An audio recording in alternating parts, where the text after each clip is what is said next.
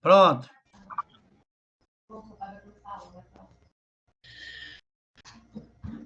Todos aí, amados? Todos em condições?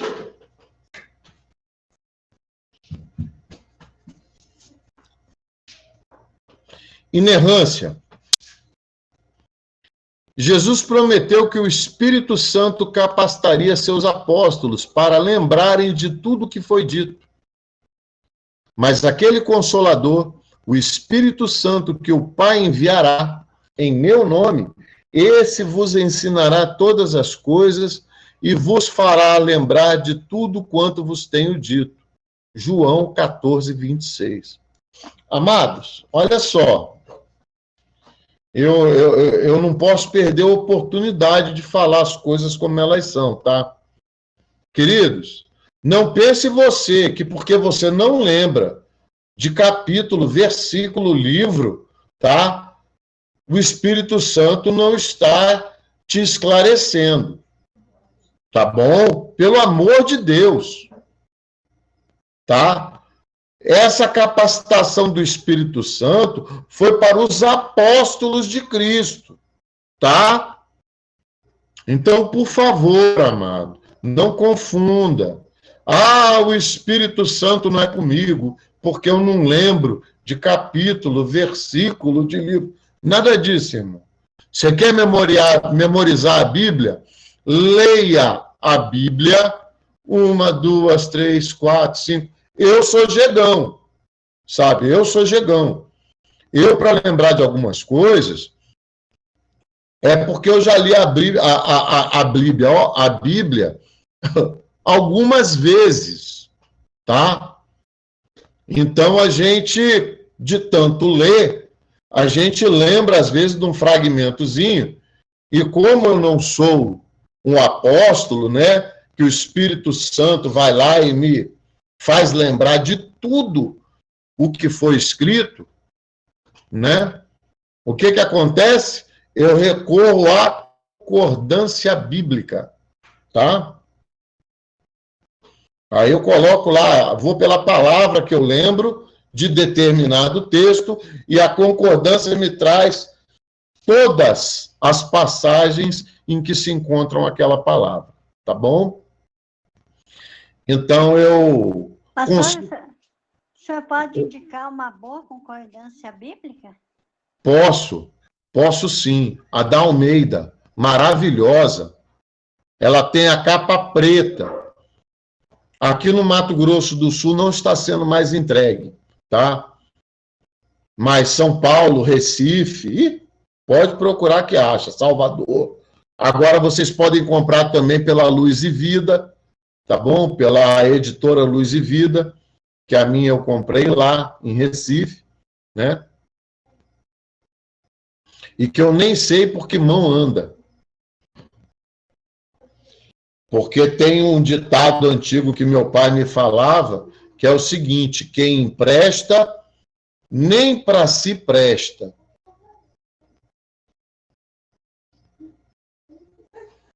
Né? Eu digo que além de você perder o livro, você perde o amigo. Não, eu só perco o livro só. O amigo eu nem lembro para que eu emprestei, que é para não ficar triste. Amados, Jesus também disse: mas quando vier aquele Espírito da verdade, ele vos guiará em toda a verdade, porque não falará de si mesmo, mas dirá tudo o que tiver ouvido, e vos anunciará o que há de vir. João 16, 13. Sobre a inerrância bíblica, se Gênesis é aquilo que a gente estava falando acerca da teoria aí da evolução, né? Se Gênesis não é exato em cada detalhe, então em qual parte da Bíblia podemos confiar? Se a Bíblia está errada quanto à origem do homem e seu pecado, como poderemos confiar no que ela diz sobre a sua redenção e seu destino eterno? Será que a Bíblia é frágil devido à ignorância de Deus? Muitos dos evangélicos de hoje parecem pensar que os cientistas sabem mais sobre o universo do que o próprio Criador. Tragicamente, há uma crescente rejeição da infalibilidade da Bíblia entre muitas pessoas que se chamam cristãos. Lembrem-se, os servos mais eficientes de Satanás são mestres em ambiguidade. Todos estão me ouvindo, amados? Eu estou. É porque está tendo problema na internet em vários lugares. Hoje, realmente, a conexão está muito ruim. Mas vamos continuar, então.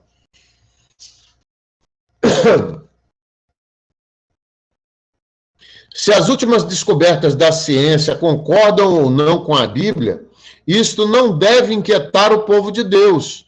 Como confiamos em Deus, não somos intimidados pelos homens. Não troque a palavra infalível de Deus pelas opiniões mutáveis e falíveis dos homens. Os cientistas cometem erros e muitas vezes são condicionados por preconceitos.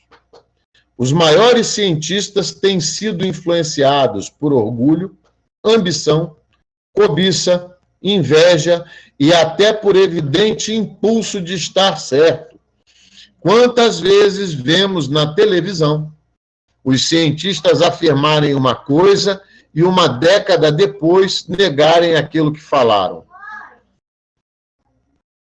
Todos que desejam confiar e obedecer à palavra de Cristo e que querem ser seus verdadeiros discípulos precisam estar prontos a permanecer sozinho, como Daniel e seus amigos.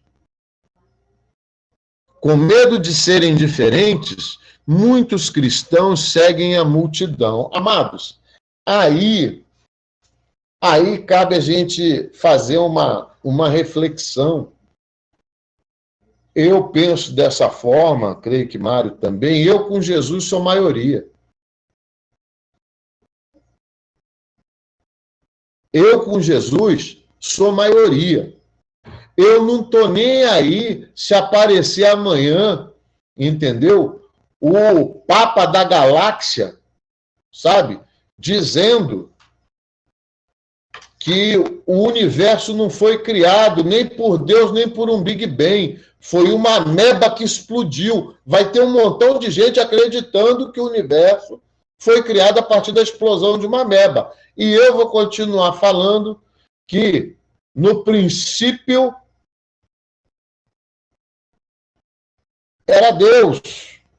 E o Espírito do Senhor pairava sobre a face das águas. E Deus disse: haja luz, e houve luz. Amados, eu com Jesus sou maioria. Esse é o meu pensamento acerca da inerrância bíblica. Se o Senhor Jesus disse que nenhum iotil da palavra passaria até que tudo se cumprisse, não sou eu que vou dizer.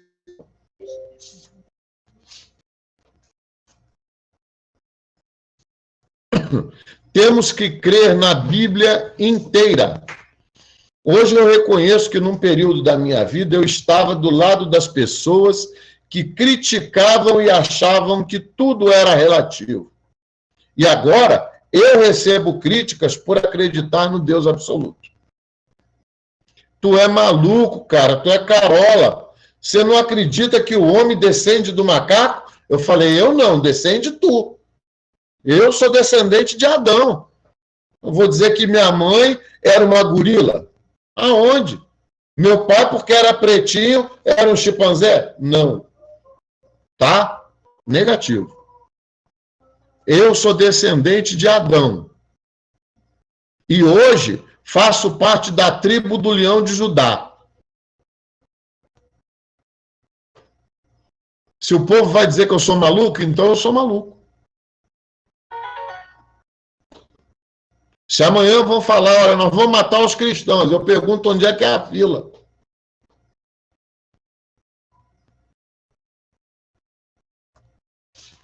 Amados, ou nós somos ou não somos, tá? Evidências da autoridade da Bíblia. Confirmada por Paulo. Toda a escritura é divinamente inspirada e proveitosa para ensinar, para redaguir, para corrigir, para instruir em justiça, para que o homem de Deus seja perfeito e perfeitamente instruído em toda boa obra.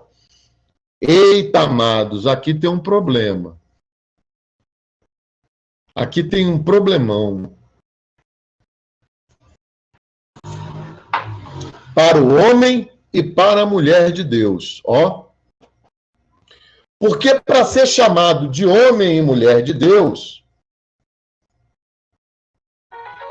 para ser chamado de homem e mulher de Deus, tem que ser conhecedor de toda a Escritura. Porque toda ela é divinamente inspirada e proveitosa para quê? Para ensinar, redaguir, corrigir, instruir em justiça, para que o homem de Deus seja perfeito e perfeitamente instruído para toda boa obra. Então, se tu não conhece a palavra de Deus, você não está instruído para toda boa obra. Amém? Paulo afirma que os seus escritos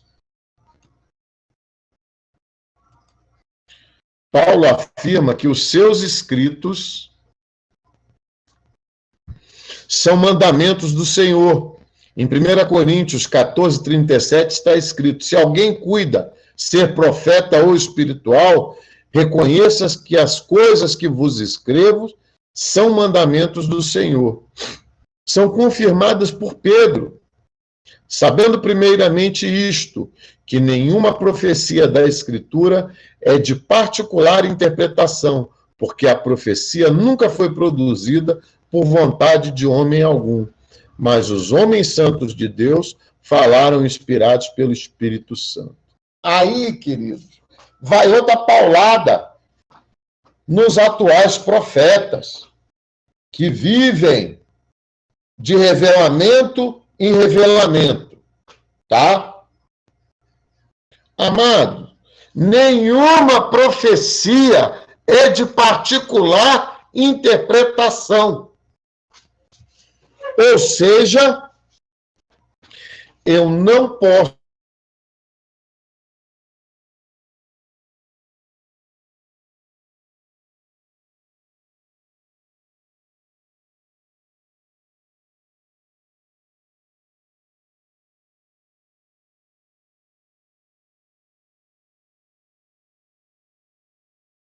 Pastor Vitor, sua fala travou bem na hora. Eu não estou ouvindo nada da sua fala.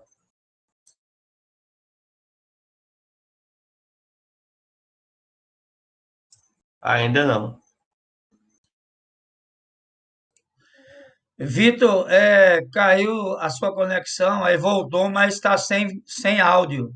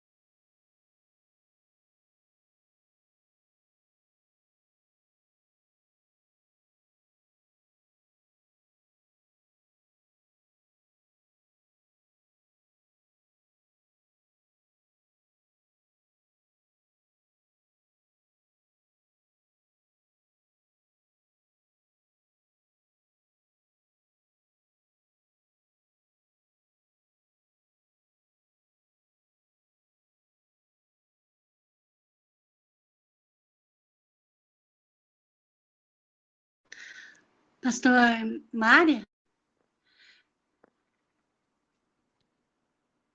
Estou aqui, Marcelina, estou aqui. Pastor Mário, eu coloquei no grupo, aqui eu tenho, mas eu comprei essa em 2005. Agora vocês estão me vendo? Estamos. Voltei? Voltou, Vitor. Eita, Jesus é bom, eu caio, mas volto. Amados, Então vamos voltar ao que eu estava falando. Confirmada por Pedro, sabendo primeiramente isto, que nenhuma profecia da Escritura é de particular interpretação, porque a profecia nunca foi produzida por vontade de homem algum, mas os homens santos de Deus falaram inspirados pelo Espírito Santo. 2 Pedro, capítulo 1, versículos 20 e 21. Aqui, amados, é outra paulada na muleira dos profetas de plantão, pessoal do revelamento. Entendeu? Queridos, eu não posso retirar nada da Bíblia para dar uma interpretação particular minha. Como vocês estão vendo em exegese, esses revelamentos, que isso não é revelação, esses revelamentos que o povo tem são absurdos e totalmente desprovidos de qualquer materialidade bíblica, tá? As Escrituras são confirmadas por Jesus. Examinai as Escrituras, porque vós cuidais de ter nela a vida eterna, e são elas que de mim testificam. Amados, olha, se aparecer um anjo, um arcanjo, trazendo um outro evangelho, que seja anátema, sabe? Quem testifica acerca de Jesus Cristo é a Bíblia, tá? Porque se vós cresceis em Moisés, crereis em mim, porque de mim ele escreveu. Mas se não credes nos seus escritos, como crerei nas minhas palavras? Amados, vocês se lembram, no estudo de escatologia, que nós começamos a ver testemunhos acerca de Jesus Cristo, Yeshua HaMashiach, o nosso Messias, lá em Gênesis? Vocês acham que se, por um acaso, fosse um livro escrito por homens, sem inspiração e sem que o autor fosse o próprio Deus, teria essa magnitude que a palavra de Deus tem, onde todas as coisas interagem umas com as outras, em que existe uma lógica de Gênesis a Apocalipse?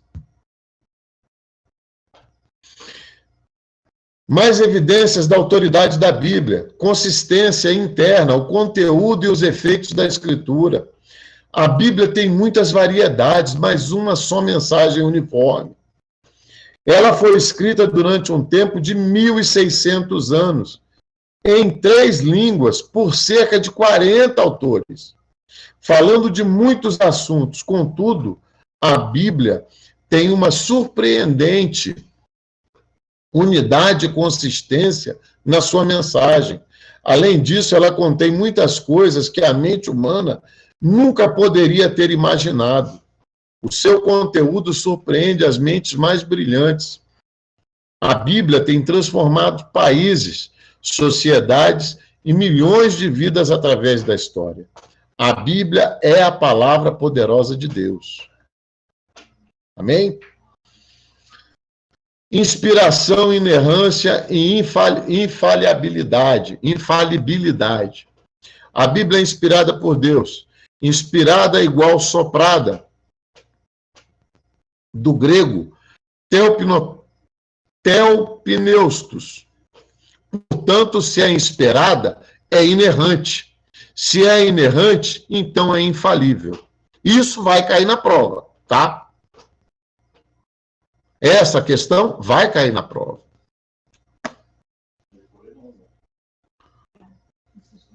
Os erros da Bíblia. Pastor, tem como o senhor falar o significado das duas palavras, assim, porque elas têm quase a mesma coisa, é diferente de diferenciar, assim. Não, totalmente diferente. Então, vamos lá. A Bíblia é inspirada por Deus, ou seja, o inspirador e autor da Bíblia é o próprio Deus. Confere? Sim, essa parte tudo bem. Tá bom. Se foi inspirada por Deus, é impossível ter alguma coisa errada. Confere? Sim. Então é inerrante. Se não tem nada de errado, é impossível haver falhas. Confere? Sim. Então ela é infalível. Não seria inerrante? Ela é inerrante. Não existe erro. Uhum. Inerrante é que não tem erro. Infalível seria. Que não tem falhas. Ah, Por isso que é quase parecido. é isso, é muito parecido. Eu sempre esqueço.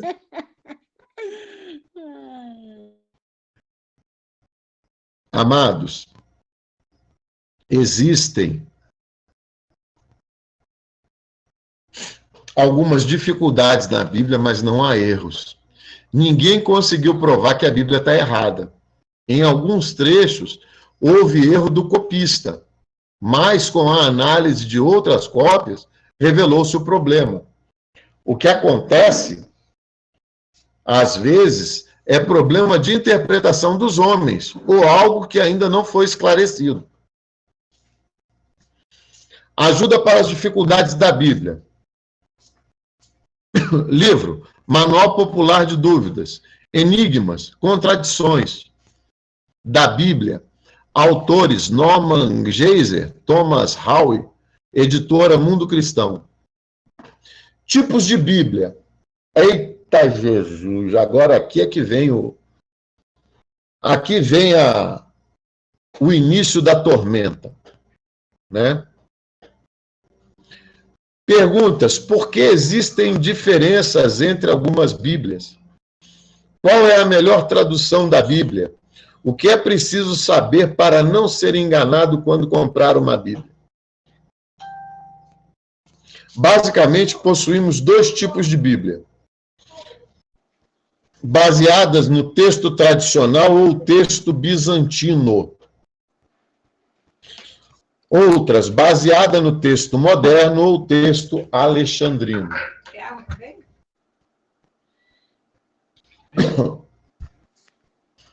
Antigo Testamento, texto massorético, em hebraico. Novo Testamento, texto receptus, TR, grego, preservado pela cultura oriental.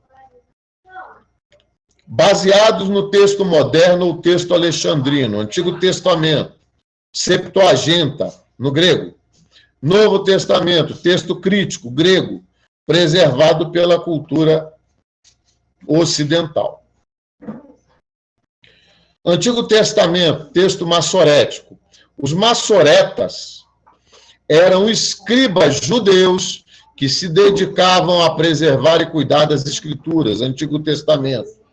Substituíram os escribas por volta do ano 500 depois de Cristo até 1000 depois de Cristo. No hebraico antigo, escrevia-se somente com consoantes e as vogais eram somente pronunciadas. Isto é, as vogais eram transmitidas através das gerações. O povo judeu oralmente e não de forma escrita. Os massoretas foram os responsáveis pela adição de vogais no texto hebraico moderno.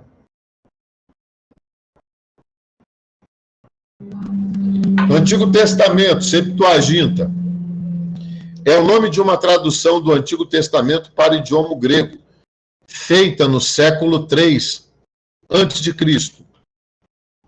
Foi encontrada por Ptolomeu II, rei do Egito, para ilustrar a recém-inaugurada Biblioteca de Alexandria.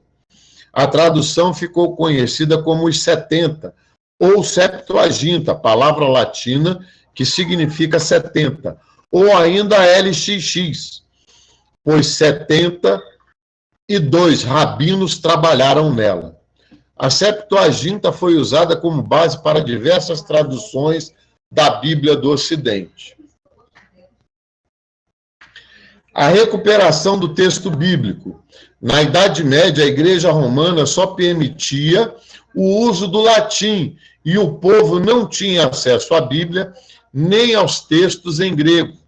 A Igreja Romana preservou a Bíblia em latim por meio da tradução de Jerônimo, a Vulgata Latina. No período entre 400 e 1400 depois de Cristo, a Bíblia oficial do Ocidente era a Vulgata Latina. Precursores da Reforma que lutaram pela divulgação da Bíblia, que vai de 1376 a 1416. John Wycliffe traduz a Bíblia para o inglês. Jean Hus, condenado à fogueira por apoiar Wycliffe. Jerônimo de Praga, condenado à fogueira por apoiar Jean Hus. Então, vocês vão vendo aí o destino do pessoal que queria outras traduções da Bíblia, além da Vulgata Latina. Texto receptus, ou texto recebido. No Império Bizantino, o Império Romano do Oriente, a cultura grega foi preservada nos períodos de 333 depois de Cristo a 1453 depois de Cristo. 1453, se não me falha a memória, é a data da queda de Constantinopla, tá? Quando é separado o Oriente do Ocidente, tá bom? Constantinopla fica na Turquia, né? Os bizantinos conservaram muitas cópias do manuscrito do Novo Testamento em sua língua original, cerca de 5.000 manuscritos. Com a invasão dos muçulmanos em 1453 e o fim do Império Bizantino, os eruditos cristãos fugiram para o Ocidente, levando consigo as cópias dos textos gregos. Este fato reavivou o estudo do grego no Ocidente. Após a invenção da prensa móvel por Gutenberg, em 1454, o evangelho expandiu poderosamente. Erasmo de Roterdão, estudioso do grego, preparou uma edição do Novo Mundo, ou melhor, do Novo Testamento, tendo como base os melhores manuscritos bizantinos. Este texto foi posteriormente denominado textos receptos, ou texto recebido, ou simplesmente TR. O TR foi editado por Erasmo em 1516, depois por Estefânio, de 1546 a 1551, depois por Beza, 1598, e os irmãos Elzevir, 1624 e 1633. Isso não vai cair na prova, não, viu?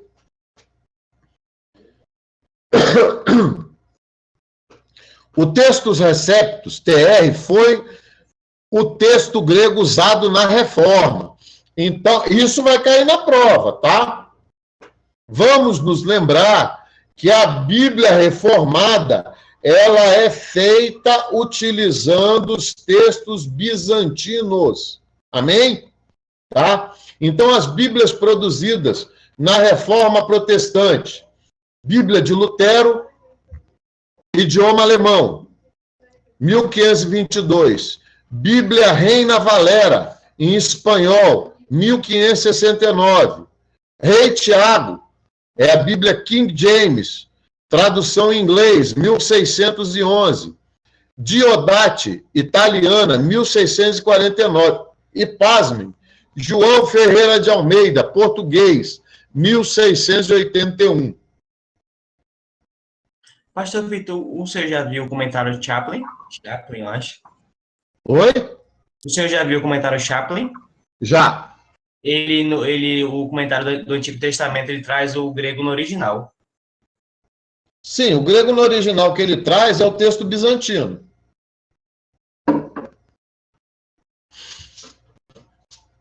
O grego no original, ele foi guardado, ele foi totalmente preservado pelos cristãos bizantinos. Tá? E com a derrubada de Constantinopla, o que aconteceu? Esses monges bizantinos, eles fugiram para o Ocidente levando esses manuscritos. Muitas Bíblias foram destruídas pela Igreja Romana e muitos crentes foram mortos por causa das novas traduções da Bíblia. William Tyndale foi condenado e morto em 6 de outubro de 1536 por traduzir a Bíblia para o inglês. Por cerca de 400 anos, de 1500 a 1900, o maior avivamento do planeta, o protestantismo, usou um mesmo tipo de Bíblia, ou seja, Bíblias baseadas no texto preservado pelo Oriente, texto bizantino. Como surgiu o texto crítico? Cerca de 400 anos após a Reforma Protestante, o pesquisador Shifford descobriu mais 2 manuscritos gregos datados do IV século. É o Códice Sinácticos, de 1844, no convento de Santa Catarina, no Monte Sinai. Esses manuscritos estavam numa cesta de lixo, prestes a se tornarem combustível para o fogão do convento. Códice Vaticanos, 1866, guardado em uma biblioteca do Vaticano, onde está até hoje. O Vaticano só permitiu que ele consultasse durante 14 dias, 3 horas por dia. Em 1882, 2 bispos anglicanos, Westcott e Hort, fizeram um trabalho de crítica textual baseando-se principalmente nesses 2 manuscritos. A partir daí, lançaram a versão revisada do texto grego. Esse texto passou a ser chamado de texto crítico, TC. O TC possui 7% de diferença do TR. Métodos de tradução, tá? Métodos de equivalência formal e equivalência dinâmica. Vou deixar para vocês estudarem. Não cai na prova. Exemplos de tradução. Bíblias em português.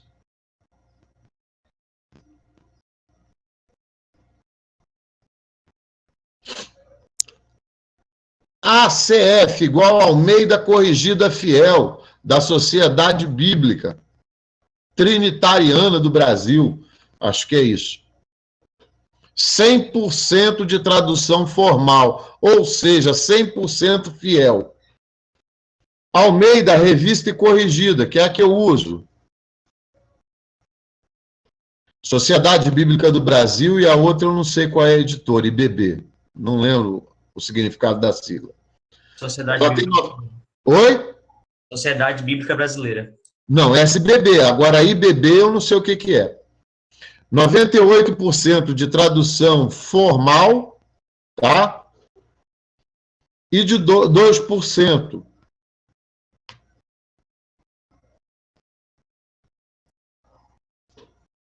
de TC. Almeida, edição contemporânea da Editora Vida, 96% TR e 4% de TC, tradução mista. Exemplo, a Bíblia Thompson, tá? É uma Bíblia muito boa e as formas de tradução dela, né? As formas de tradução e as formas de interpretação, né? São bacanas, tá? E o percentual da formal é bem maior, tá bom? ARA, Almeida, Revista Atualizada da SBB, 93% TR, 7% de TC, tradução mista. Usa colchetes para indicar o que fazia parte da edição original de João Ferreira de Almeida, ou seja, o TR. Bíblias totalmente baseadas no TC, que usam um método de tradução dinâmica, das quais eu não adoto nenhuma. Tá? NTLH, linguagem de hoje. Bíblia Vida, Editora Viva. NVI, Nova Versão Internacional. Bíblia Católica, tradução do Novo Mundo.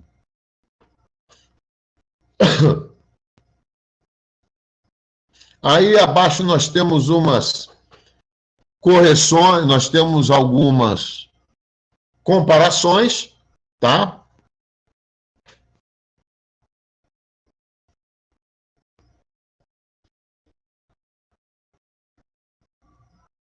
Qual que é a linguagem de hoje? Essa NTH, LH? NLTH, como é que eu vou explicar isso aqui? Eu já até conversei com o Mário sobre isso. Nós temos visões um pouco diferentes acerca desse assunto específico. O que ocorre é o seguinte, gente. Para mim, no meu entender, o texto erudito, o texto original, ele é muito mais fiel às características contextuais do que foi escrito. Para nós entendermos, os irmãos precisariam entrar na biblioteca, tá, de Tel Aviv, onde eles falam dos escritos do Mar Morto, para vocês entenderem como é que foi feita a tradução. Foram utilizados supercomputadores, porque são fragmentos de texto, tá? Então, quanto mais próximo do original, menos distorção você vai ter. Se você pegar uma palavra com a linguagem de hoje e colocar do lado de uma palavra, do lado de uma Bíblia, com o original, com texto bizantino, vocês vão abrir a boca e falar, caramba, mas é muito diferente. É. Então, a mais correta é a ACF. Ah, com certeza. Porque me falaram que ela é mais próxima do original. Grego, ela é a mais próxima do original. O que ocorre é o seguinte, eu gosto das TR e gosto da mista, porque a mista ela vai ter um pouquinho só de TC, tá? Eu não gosto das Bíblias com a linguagem de hoje, eu não gosto. Aí é questão de achismo pessoal, tá? Para quem não conhece, eu concordo com o Mário, fica mais fácil entender. Agora, para quem já tem uma vivência, para quem foi ensinado com textos originais, como a Almeida, fiel, fica muito difícil de você aceitar essa linguagem de hoje. Perigos das traduções. Ô, professor, mas eu acho assim, quando você vai fazer um estudo, vamos supor, na Almeida Fiel, se o texto não está dando para você entender como as palavras, se vai ver numa outra versão, e aí você tem uma ideia do que é. Eu faço isso, irmão. Tem linguagem que é complexa demais para mim, eu visito outras. Para ver o que eles estão querendo dizer, né, Iago? O problema todo é esse aqui, olha só. Perigo nas traduções. Como povo de Deus, precisamos ficar atento quanto às investidas do inimigo. Devemos lembrar que o inimigo tenta corromper a palavra de Deus desde o início da nossa era. A situação hoje não é diferente. Em algumas traduções estão inseridas algumas ambiguidades. Satanás falou, é assim que Deus disse, não comereis de toda a árvore do jardim. Tradução, exemplo 1. Tradução do Novo Mundo, Testemunha de Jeová. No princípio era a palavra e a palavra estava com Deus. E a palavra era um Deus. O que está escrito no texto grego?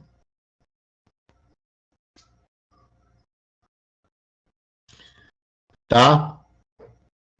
E Deus era. Aí você tem aqui, se vocês olharem a nota de aula, vocês vão ver lá na página 19, tá? Página 20, perdão, as observações.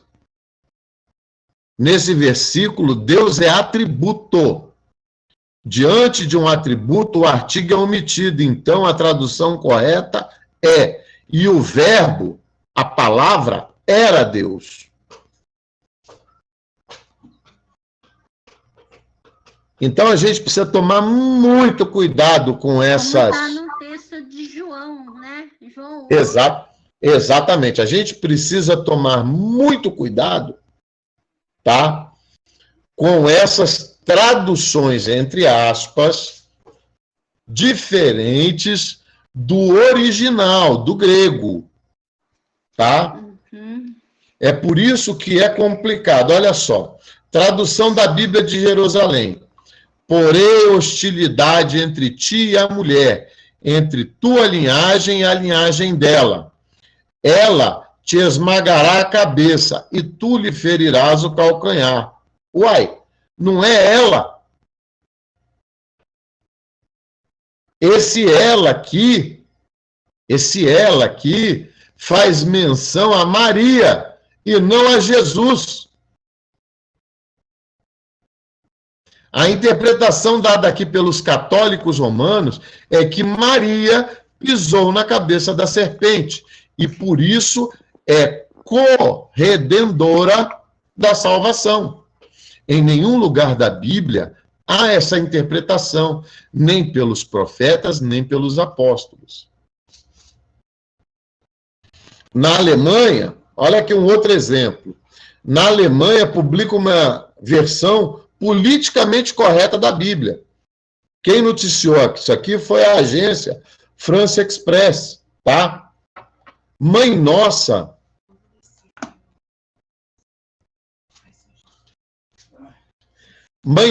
e Pai Nosso que está no céu. Jesus regressa e não ressuscita. Isso é reencarnação. Usa sempre fariseu e fariseias. Oh, my God. Oh, Jesus. Aí, nesse caso, os católicos que adoram Maria, eles não estão errados. Não, minha irmã, é porque eu estou falando, depende do que você vai ler. É por isso que eu falo. A fidelidade com o original é de suma importância. Olha só, nessa Bíblia politicamente correta, que é um lançamento alemão, eles usam sempre irmãos e irmãs. Só não usaram diabo e diaba. Por quê? E o interessante é que nos apócrifos que eles defendem, tem muita condenação a essas coisas, né? A imagem, essas coisas. Tem, gente, é o que eu falo. Olha só. Eu prefiro os escritos eruditos. Por quê?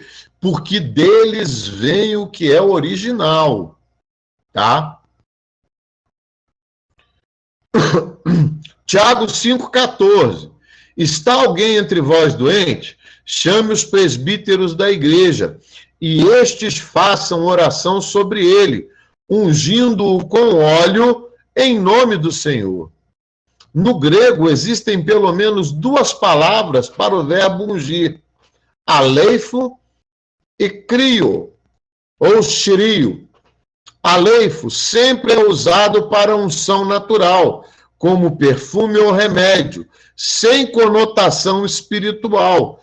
Esta é que foi usada em Tiago 5,14. Quirio, ou shirio, sempre é usado em conotação espiritual e refere-se sempre a Jesus como o ungido, Cristo. Em nenhuma parte do Novo Testamento usa-se a unção com óleo no sentido espiritual.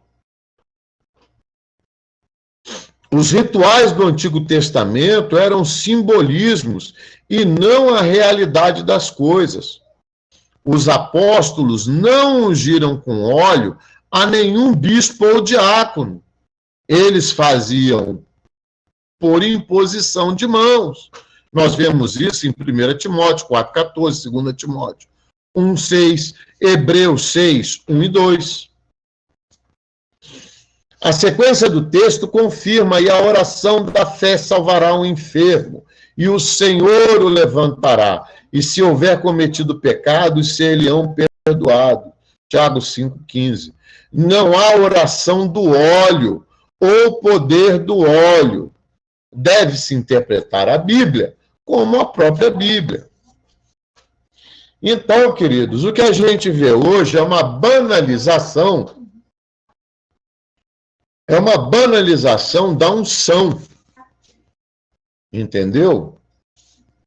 Eu já ouvi pessoas usando o termo óleo ungido. Não existe óleo ungido. Não existe óleo ungido. Existe óleo da unção. Quando você compra aquele óleo na casa de produtos evangélicos, aí vai ter lá o óleo com um perfume, com essência de mirra e outras essências. O que o sacerdote, o que o pastor faz antes de usar esse óleo para a unção? Ele consagra esse utensílio. Só isso. Tá? Conclusão.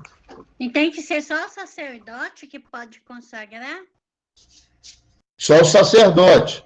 Lembrando que nós fomos feitos nação santa, povo escolhido, sacerdócio real.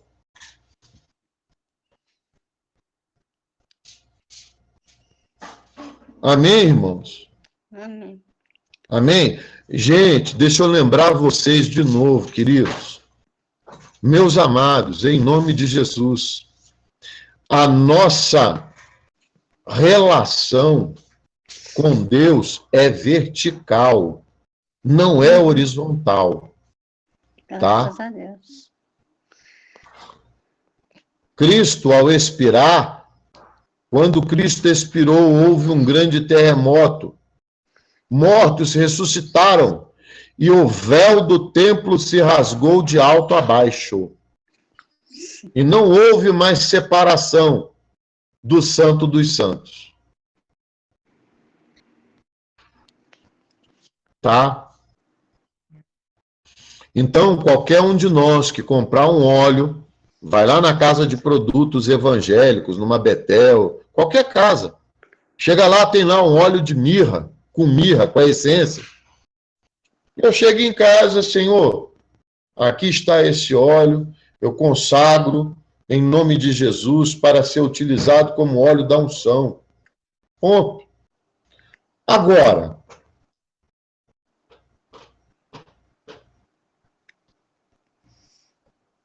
o ideal, tá? Você tem pastor? Vá ao seu pastor. Peça para ele consagrar. A oração dele é melhor que a minha? Não.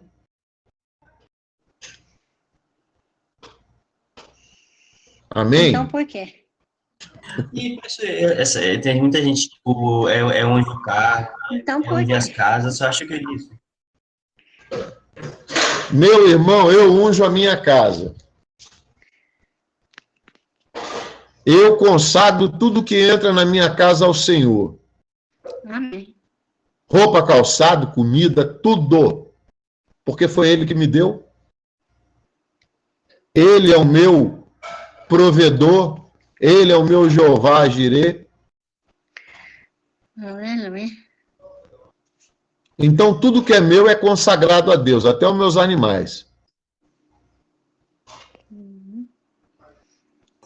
Eu faço o mesmo, pastor Vitor. Consagro tudo, até os meus animais. Amados, outra coisa, não existe oração forte e oração fraca, tá? Existe a oração. O que faz a diferença é a fé de quem está orando. Existe uma oração de um homem fraco para um Deus forte, né, Kim? Exatamente. Todos nós somos fracos, viu? Olha, amados, tinha um camarada na Bíblia, Mário conhece bem ele, tinha um camarada na Bíblia que o camarada era o tampa de cruche. Ele orava, fogo descia. Ele orava, a chuva parava por 3 anos. Durante o tempo que ele teve em Serepta, a viúva, a botija de azeite não secou. Elias ou Eliseu? Da botija é o Eliseu. Não, Elias, né? Na casa da viúva de Serepta, né? Ah, porque tem aquele que encheu. Tem, também tem o de Eliseu. Mas deixa eu falar uma coisa para vocês. Elias se deitou embaixo de um arbusto no deserto e pediu a morte. Porque Jezabel falou que ia matar ele. O camarada que determinou que fossem exterminados 450 profetas de Baal fugiu com medo de uma mulher. E foi pedir a morte para Deus. Então não existe homem forte. Existem homens pecadores que são ouvidos por um Deus extremamente e todo-poderoso.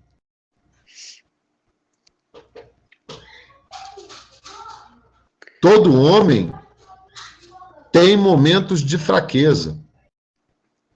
Não existe um homem de Deus em toda a Bíblia, exceção feita ao Senhor Jesus Cristo, que era 100% homem, 100% Deus, 100% Deus, que teve fraqueza. Tá? Alguns dizem que Jesus teve fraqueza quando pediu para Deus que se passasse dele o cálice. As pessoas precisam ler todo o texto e compreender que Jesus foi obediente até morte de cruz. Tá? Então, amados, a gente... nessa apostila que eu mandei para vocês, hoje a gente já acabamos de finalizar a bibliologia, tá? E o que nós vemos hoje é que cada vez mais serão publicadas Bíblias com a nova linguagem de hoje, e menos Bíblias com os escritos bizantinos, com os originais. Por quê? Porque Satanás está investindo pesado em Bíblias ecléticas, sem firmeza doutrinária, em Bíblia que vale tudo, tá? Bíblias politicamente corretas, tá? Então, muito cuidado com essas Bíblias com traduções novas e atualizadas, tá? Pastor. Porque elas precisam ser fiéis ao texto grego, preservado pela igreja. Eu quero que os amados entendam o seguinte: até a década de 90, até o final da década de 80, não existiam Bíblias com essas versões com a linguagem de hoje. Ou seja, desde que a Bíblia reformada, utilizando os textos bizantinos, foi criada num cisma que teve com a Igreja Católica, essa Bíblia vem perdurando por séculos, até que agora, no princípio das dores, nós vemos surgindo cada vez mais estes livros com uma linguagem mais eclética. Por que será? Para nos deixar confusos. Eu também acho, minha irmã, sabe? Esses materiais, hoje, esses materiais estão provocando um evangelho centrado no homem, não em Jesus Cristo. Tá? Hoje nós vemos o surgimento de uma nova leva de pregadores que se intitulam coach gospel. Eu já ouvi falar. São os coaches gospel. Amados, Deus é Deus desde a eternidade, ele é Deus de eternidade em eternidade. Nele não há sombra de variação ou de mudança. Por que que nós temos que ter ou aceitar variação ou mudança? Se ele é ele. Não, nós não temos que aceitar. Mas o Por povo isso já que tem nós aceitado. temos que buscar a ponte correta.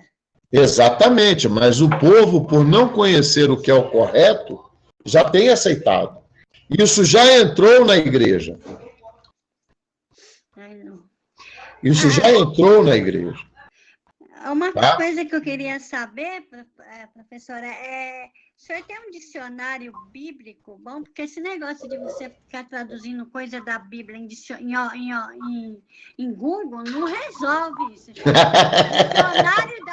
O que está na Bíblia tem que ter um dicionário próprio para interpretar. Olha, minha irmã, eu vou falar com a senhora uma coisa. Existem dicionários bíblicos maravilhosos, mas são caríssimos. Tá? Licença, eu entrei muito na conversa. Um site do Google que eu uso, que ele me dá a palavra no original, a tradução fiel à palavra no hebraico, no aramaico e no grego. Mas o problema, ô Tiago, é de você pegar o original sem saber o contexto do texto todo. Porque como eu falei para vocês, olha só,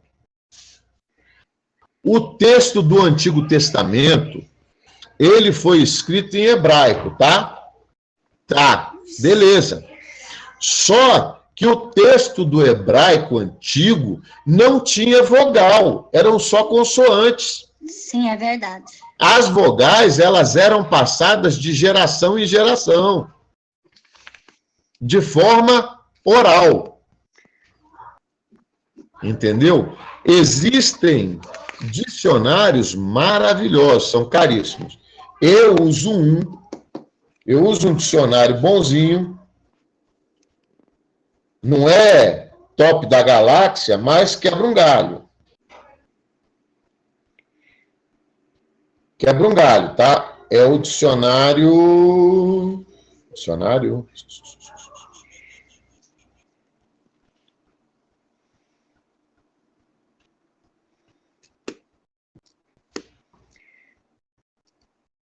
Eita Jesus.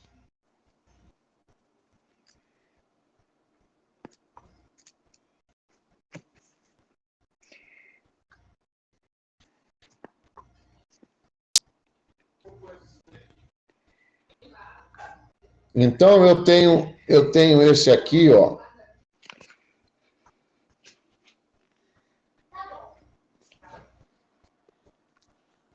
Que é uma concordância bíblica. É essa roxinha aqui, eu não sei se os irmãos conseguem visualizar. Não estamos vendo, senhor pastor. Eu vou virar aqui. Tá vendo aqui, ó, a rosinha? Do lado do reprodutor musical? Eu não estou vendo. Na curva a imagem, é mais fácil eu bater um print e mandar no grupo. Eu vou bater um print e vou mandar no grupo para vocês.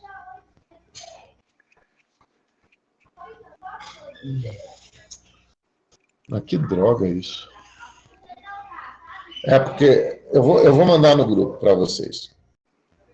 Tá? Mas a gente precisa... O que a gente precisa fazer... Eu acho que ele apertou algum botão e caiu. Acho que caiu. Ele apertou algum botão, eu acho. Eu acho que sim. Eu vou encerrar a aula. Eu acredito que ele já terminou o assunto, né? Qualquer dúvida, vocês podem tirar com ele, tá bom? Tá bom. Então, graça e paz, até semana que vem. Tchau. Ah, ele entrou, voltou.